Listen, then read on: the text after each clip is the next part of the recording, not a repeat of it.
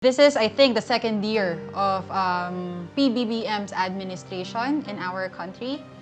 Ano ma'am ang mga nakikita ho ninyong kapareho ninyong vision and mission? Dahil hindi po naman madali ang trabaho ng isang chief ng public attorney sa office. Tumutulong ho kayo ng walang kapalit. Ngayon ho, ano ho ang nasa mission vision ni PBBM na sa tingin ho ninyo ay kapareho ho ng PAW?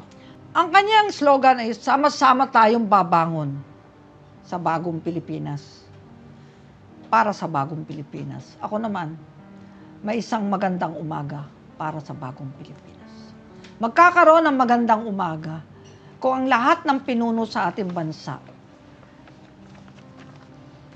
ay masasabing may kredibilidad, Yes.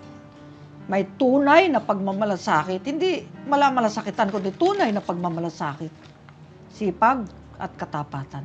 Yes, Chief. Apat yan eh. Sipag, katapatan, tunay na pagmamalasakit, at may kredibilidad. Siyempre. May inspire ang mga investors sa labas kung tayo ay mapagpayapa. Si PBBM ay isang mahinahon na tao. Mapagpayapa. Daanin lahat sa diplomasya. Yan ang kanyang gusto. Di ba na lamang kung talagang dapat natin ipagtanggol ang ating soberenya, Siyempre. o kaya kung mayroong threat to our national security, talagang kaya tayo may Armed Forces of the Philippines at PNP.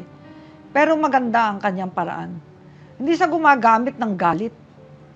Hindi siya gumagamit ng marahas na pamamaraan. Yes. Kung pwedeng pag-usapan, gusto ko yun. Tapos na yung yung panahon ng himagsikan eh.